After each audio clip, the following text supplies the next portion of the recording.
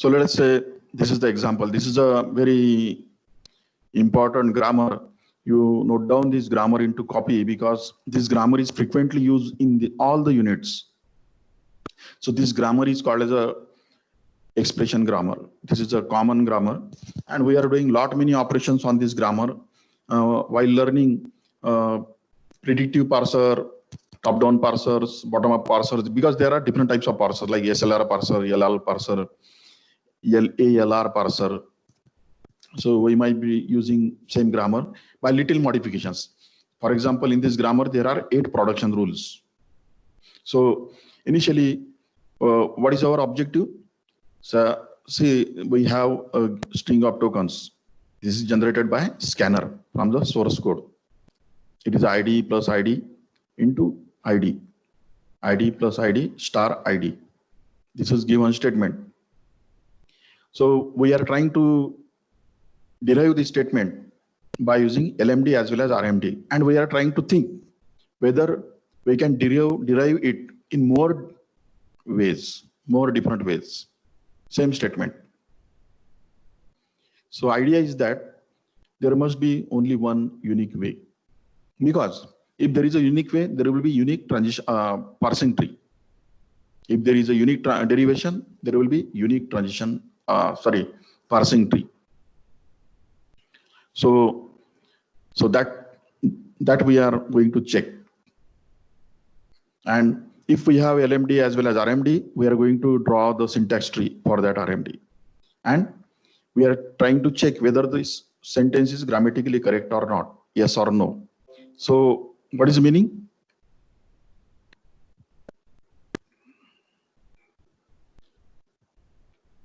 The meaning of grammatical correctness is what? If you are able to derive this statement by using the production rules, given production rules, then simply the sentence is correct, grammatically correct.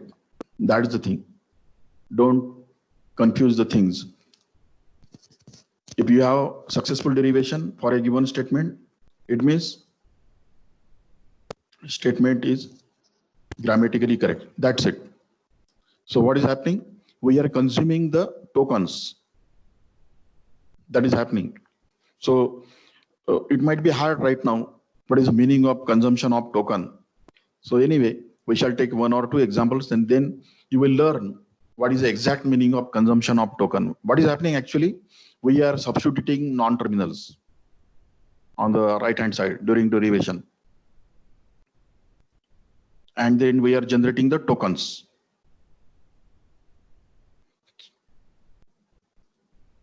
So again, we are going to understand what is the meaning of the term prediction. So please read this slide. It doesn't mean that it is so simple. You have to understand what is the meaning of prediction and why prediction is required.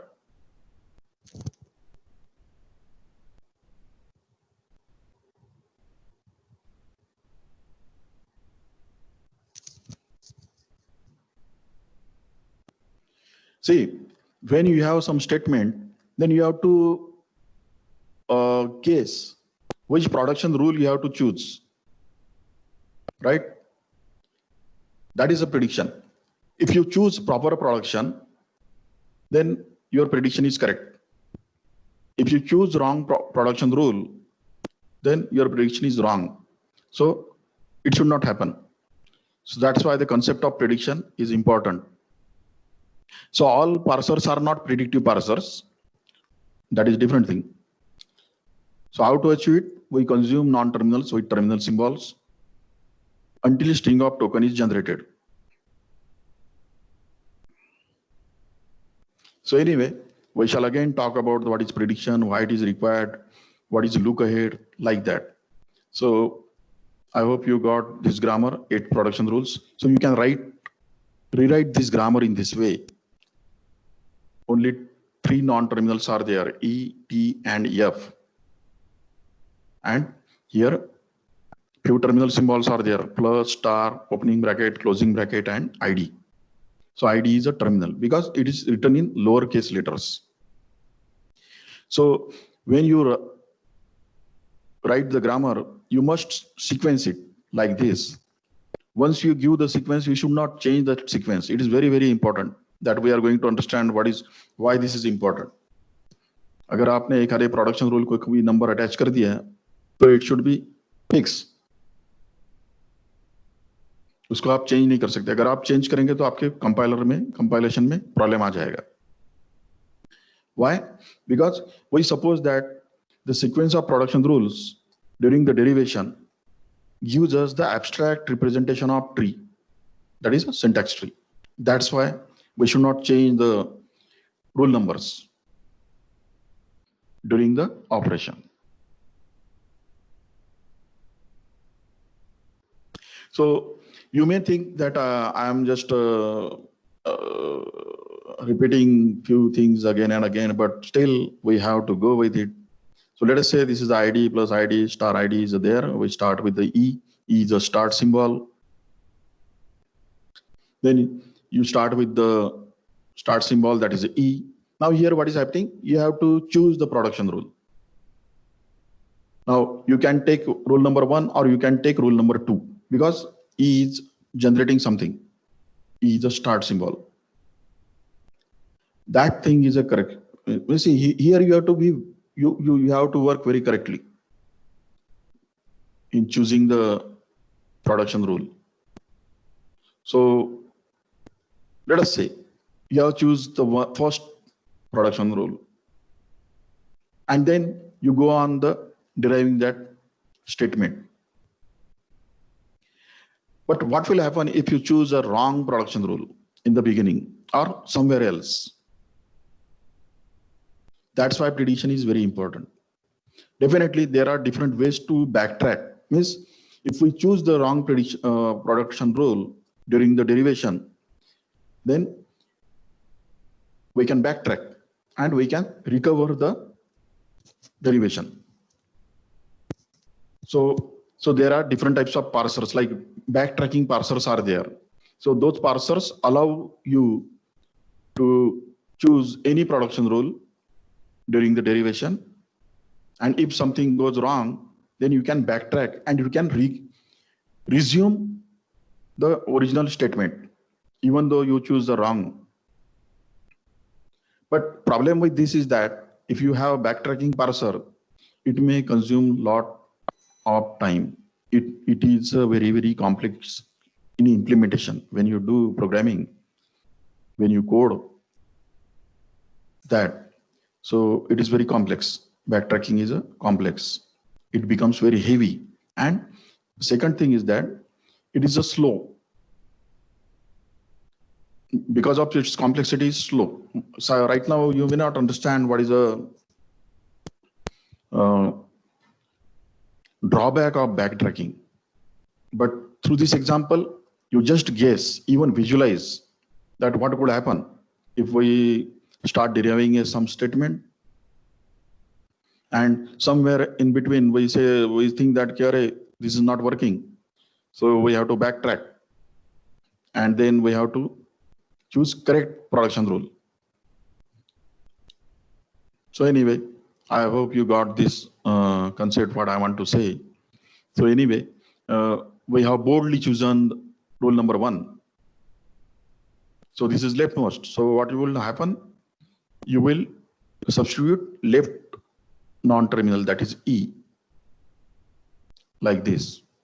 So let us say you have chosen rule number 2 for second step. So in this way, we are generating production rules during the derivation. So just imagine that when you generate the sequence of production rules, on other end, the tree is parallelly generated. The syntax tree is generated as per the sequence of rules. Then T is there. Now it is LMD. So we have to again choose leftmost non-terminal. Let us say T2F.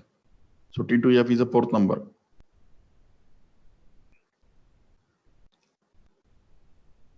Then sixth production rule is there, ID to T.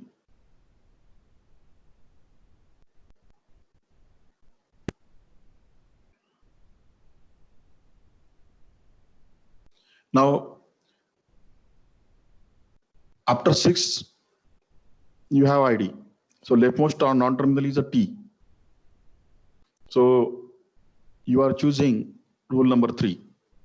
So you are substituting T star F in a original T. So again,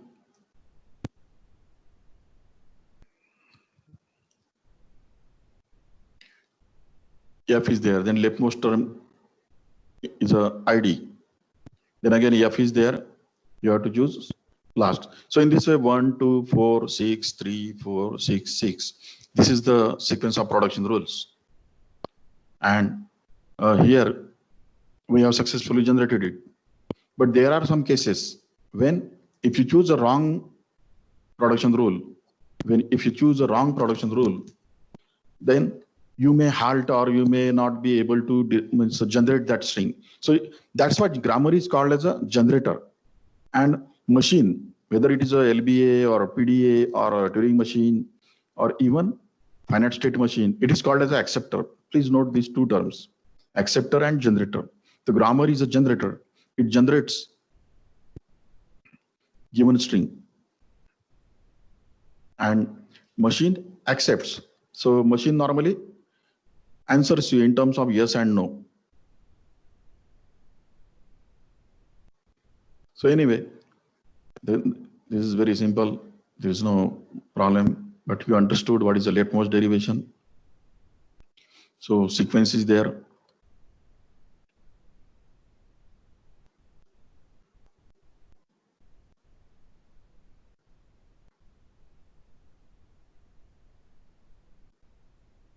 Now, as you generated the sequence like 1, 2, 4, 6, 3, 4, 6, 6.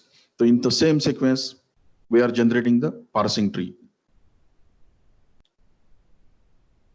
So please note, we are handling left side of the tree, 2 and 4, and then 6. Then we are handling the right part of that tree. So T plus F.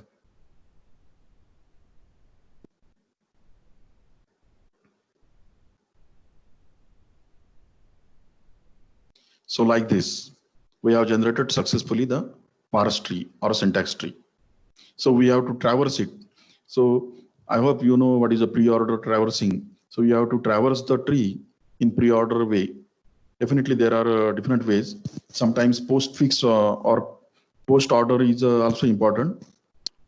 Normally we don't use in order traversal. So this is the way we generate a parsing tree by using the leftmost derivation. Now see the structure of the tree. Now this is example. I have just directly generated the rightmost derivation. Here we are choosing the first production rule. Then we are substituting the rightmost derivation. Rightmost terminal.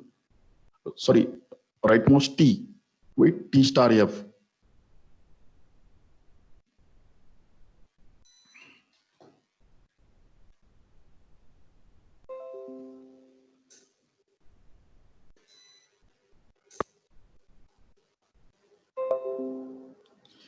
So here what is happening? We have generated by using rightmost derivation 1, 3, 6, 4, 6, 2, 4, 6. This is sequence. So this is rightmost derivation. I have just done in one step.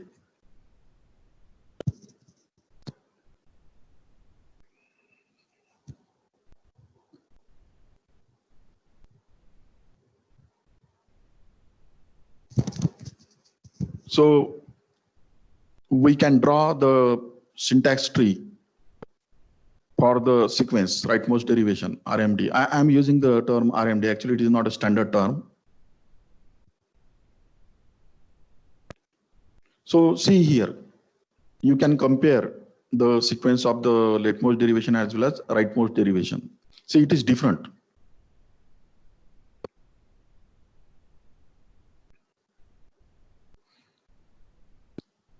So just through this slide, what I want to say? I want to say that we are able to generate a tree, syntax tree, by using two different types of derivations.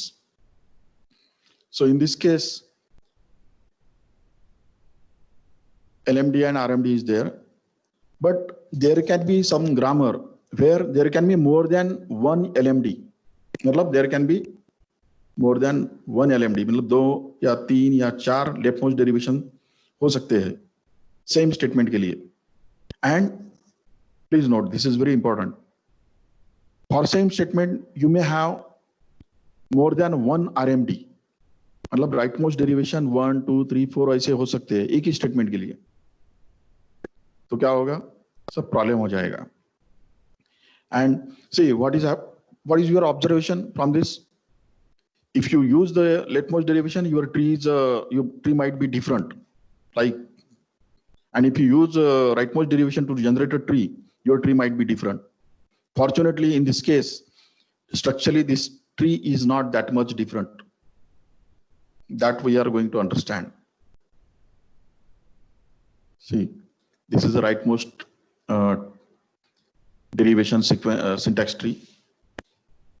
So see the arrow, see the sequence of production rules. So we are generating a tree as we are generating the production rule application. 1 3 6 4 6 2 4 6. Now just compare this tree with the previous tree. Like this. See, this is a typical case. Here, what is happening? You have two derivations with different production rule sequence. You can note it. In red, there is a 1 3 6 4 6 like, right? And in rightmost derivation, it is a 1 2 4 6 3 4 6 6, right? Now, what is problem? There is no problem, but it is a very complex concept to understand from this slide. What is that?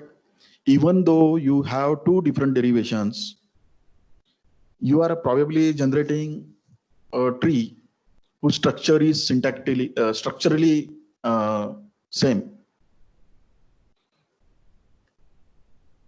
यहाँ पे थोड़ी सी गलती है. It should be star here.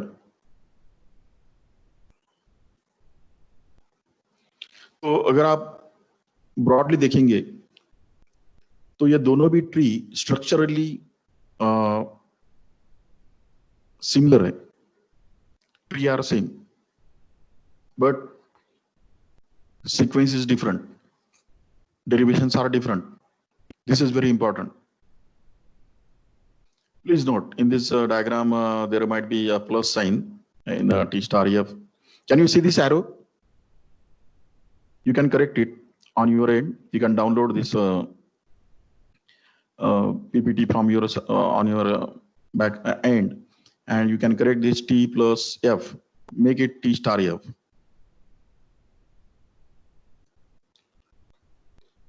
But technically, structurally, the both trees are similar. Now, what do we want to learn from this? So there are some situations where there might be multiple derivations, but still trees can be same, or unique tree can be there, like that. So this is also not accepted in any compiler. Such type of grammar is not accepted in compilers. It should generate only one derivation sequence, and it should generate only one structure of a syntax tree. Because I'm going to give you the one definition that may be, to understand that definition, we are using this example.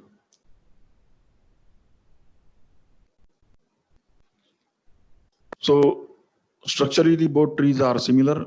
Can you get more than one LMD? Means, can you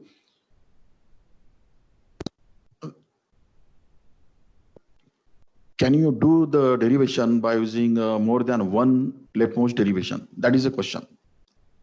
Or can you get more than one rightmost derivation for the same sentence? That is the third question.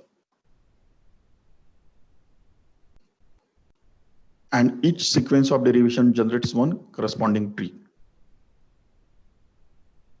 So perhaps you just try to understand this, try to answer these questions in terms of yes and no on your end. This is homework for you.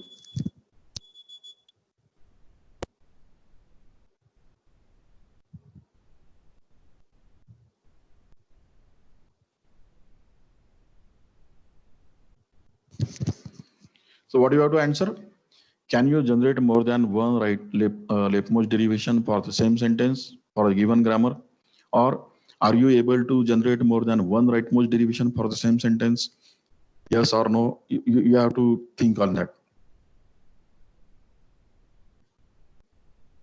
So anyway, fortunately, both structures of both trees are nearly same. Actually, structurally it is the same.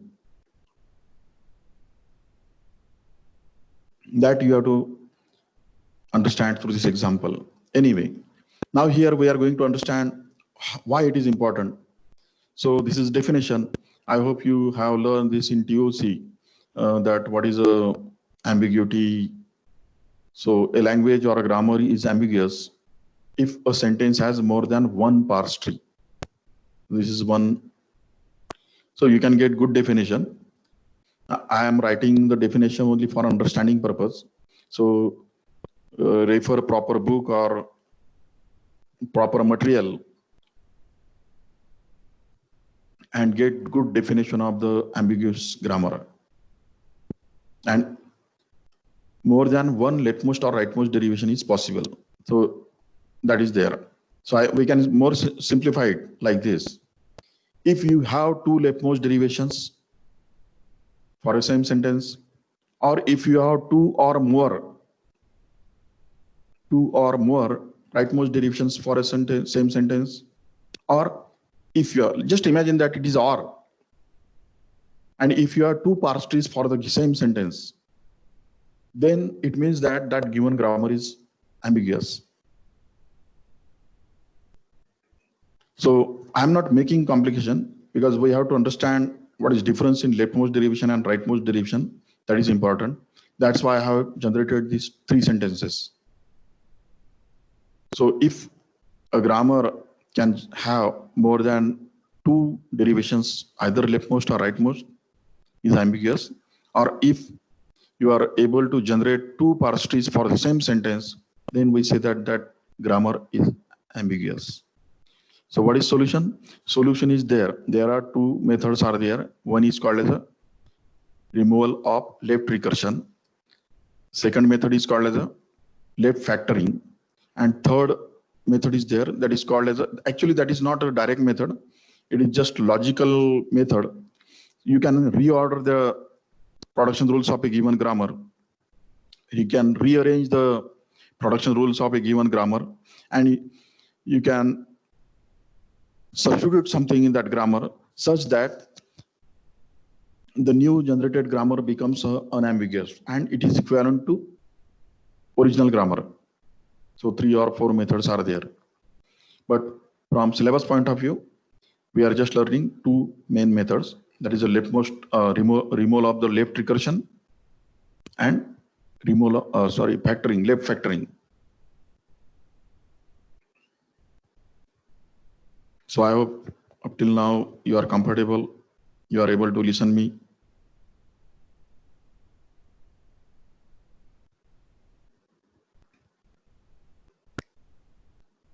Now, this is example 2. Here we are going to understand what is the meaning of the two or more than two derivations, either leftmost or rightmost. So here just imagine that there is a string that is a 1 plus 2 into 3. We want to check whether the string belongs to language generated by a given grammar G. So here there are some production rules are there, E plus E, E star E, in bracket E, ID and num. So normally that just try to understand what are the terminal symbols and non-terminal symbols in a given grammar. So we can rewrite it in this way. And while rewriting it, you must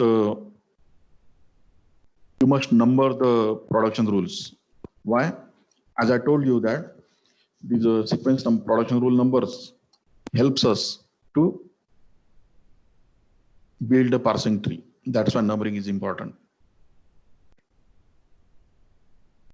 So you can give any order, but once you give the order, you should not change during that particular example.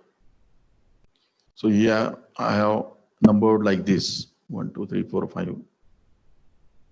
Now this set of terminals is there: plus, star, opening bracket, closing bracket, ID is there, and NUM is there.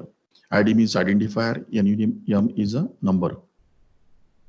So you know what is identifier? It can be anything which starts with character and end with character or number.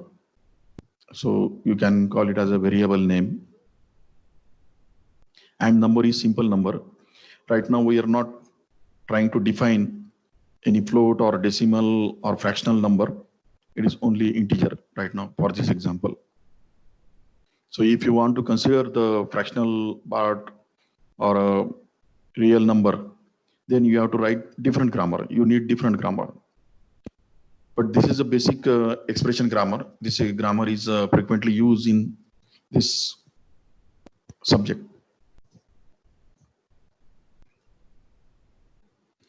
So I hope you got what I want to say. I want to say is that if you want to represent real number or float numbers or fractional part of a number, then you have to modify this given grammar. This grammar has only ability to represent numbers only, integers only. You are not able to process any dot fractional in any sentence.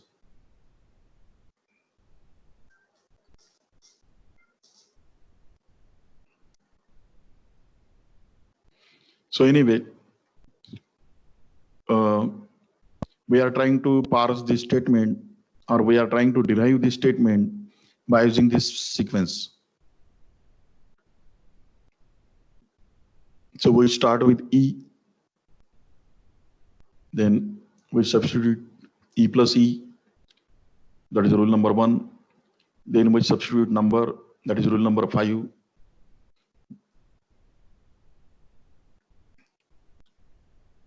Then we substitute actual 1. So number is there, number can be 0 to 1, 9, sorry.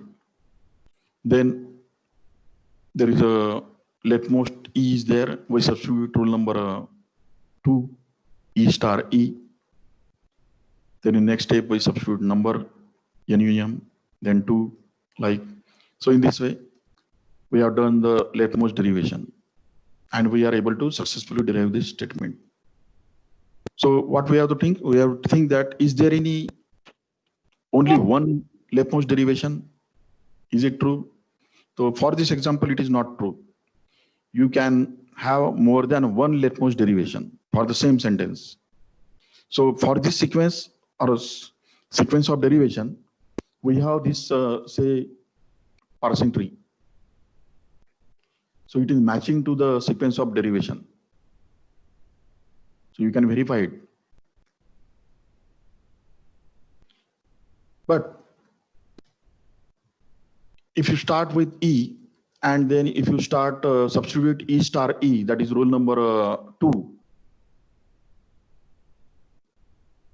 then like you go on. So what is happening? You are getting different leftmost derivation, second number of derivation.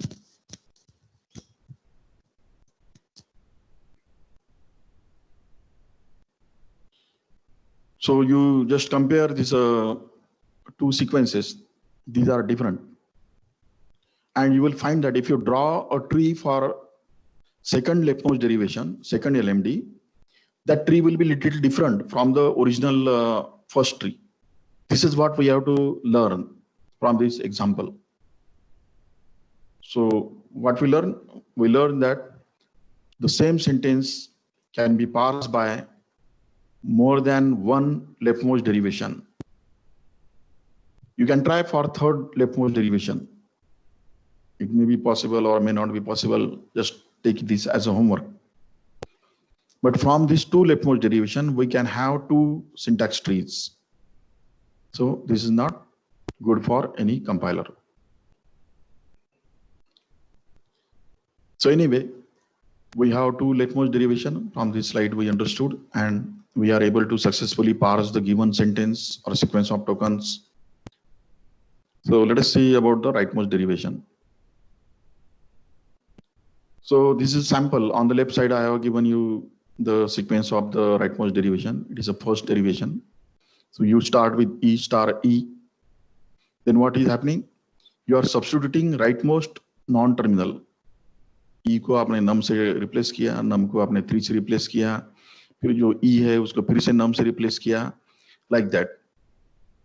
So you are starting substituting from the right side in a derivation. Now see the syntax tree, match with the previous syntax tree. So you will find that these two trees are structurally different, right? These two trees are structurally different. That's why given grammar is ambiguous. So as I said that we can remove ambiguity of a given grammar, context-free grammar, but there are some grammars from which we cannot remove the ambiguity. That is the thing. There are some context-free grammars from which ambiguity cannot be removed. It is not possible.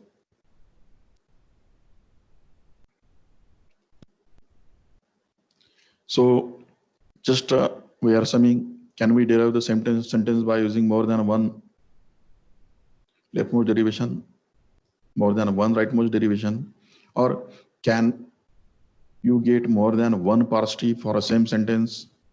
So if these are the or, if any one of the question is in yes, it means that given grammar is ambiguous.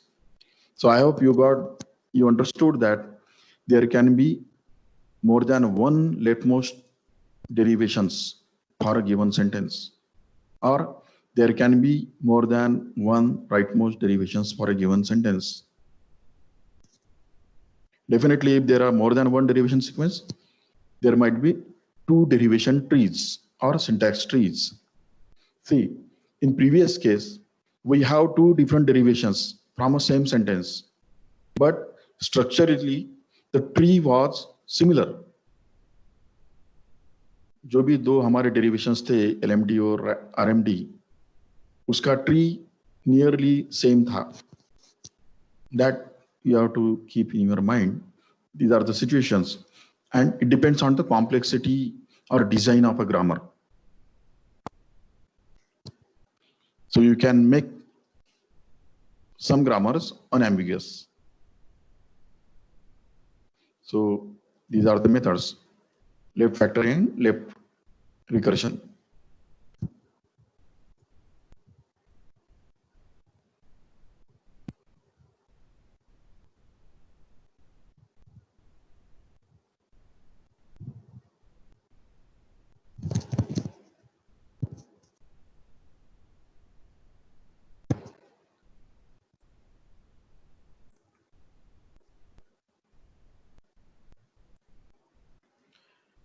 So once we have crystal clear idea that what is the meaning of the more than one leftmost derivation, what is the meaning of the more than one rightmost derivation, what is the meaning of the more than one parse tree for a same sentence, I hope you got this. And this is not acceptable in any design of a compiler. Definitely, there are some compilers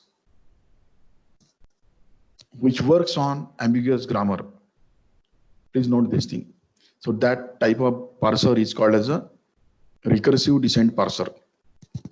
So there is a parser who works on ambiguous grammars also. It has no problem. But that type of parser has some disadvantages, some limitations are there. So normally what we do is that we prefer unambiguous grammar. If we have unambiguous grammar, we try to make it, if we have ambiguous grammar, we try to make it unambiguous, and then we design a parser. Now, please keep in mind that parser is nothing but it is a simply design of some kind of table, just like a transition table. You know what is a transition table? You learn PDA and FSM. So similar, but little modifications are there, and we can generate a parsing table. So this is one diagram. This is a part you can see here. 3.8.1, that is section is there. If you download that PDF, so try to understand how to answer this question, lexical analyzer generator. So we already talked about the buffer. We already know the pointers, begin pointer and forward pointer. We know that simulator, actually this is program, it is simulation of some FSM, finite state machine, and some transition table is there. So you read some theoretical part from this section 3.8, because we are going to understand at some point what is a LEX program. Actually LEX is a programming language. LEX is a tool. In same way, you can think in terms of scanning as well as parsing, means lexical analysis and syntax analysis in combined way like this. So what is happening? Lexical analyzer is reading the source code. Lexical analyzer or scanner is generating the string of tokens. This string of tokens is passed as an input to the parser, or you can call it as a syntax analyzer. Then parser will consume one token. Then again it will go for scanner asking for next token. So in this way it is a cycle. So parser start consuming token one by one. So consumption means what? It is substitution, substituting terminal symbol by non-terminal symbol. That is substitution. We know what is substitution. And it is generating some parse tree as output. Now this parse tree is passed to the intermediate phase or intermediate code generation phase. And this is something called as a symbol table. So during this processing, actually these are the processing blocks, modules. They interact with the symbol table, because it may happen that you may have to change some entries into the symbol table. Now, if you refer previous slides, just understand what are the contents of symbol table. Symbol table is nothing but it is simply a database type table. Rows and columns are there. Name of the variable, length of the variable, type of the variable, location of that variable into the memory. These things are there in symbol table. So during different operations, symbol table might be updated, new entries can be created, or some entries can be deleted. So this happens during all the 6 or 7 phases of compiler. So this is what we are going to understand through this session.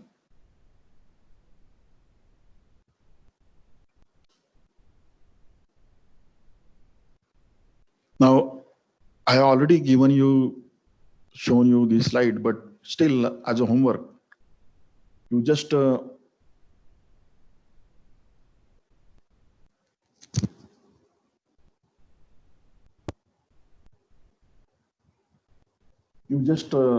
to find the answers for this homework. So Google or refer you some book, good book, and get the 2 examples of LL grammar and LR grammar. Simply set of production rules. and just try to learn what is difference in this LL grammar and LR grammar. Definitely, we are going to understand in some sessions what is the difference in LL grammar and LR grammar, where LL grammar is used, where LR grammar is used, what are the limitations of LL grammar, what are the merits of LL grammar, that we are going to definitely understand in next sessions. But this is homework for you. So you may get a lot many YouTube videos also regarding this. So at least collect 2 examples of LL grammar and LR grammar. If you have some doubt for clarification, you can send that grammar to me on WhatsApp, personal WhatsApp, and you can ask some question. What is whatever you feel. And try to answer the second question. See, definitely during the course, you will understand what is difference in LL grammar and LR grammar. But because right now I can answer it, but I don't want to answer it because I want you to think something. So think what is difference in LL and LR grammar. Even you think in terms of the applications or advantages, disadvantages of these 2 types of grammars. Actually, third mode grammar is there, that is called the LALR grammar. Look ahead, LR grammar.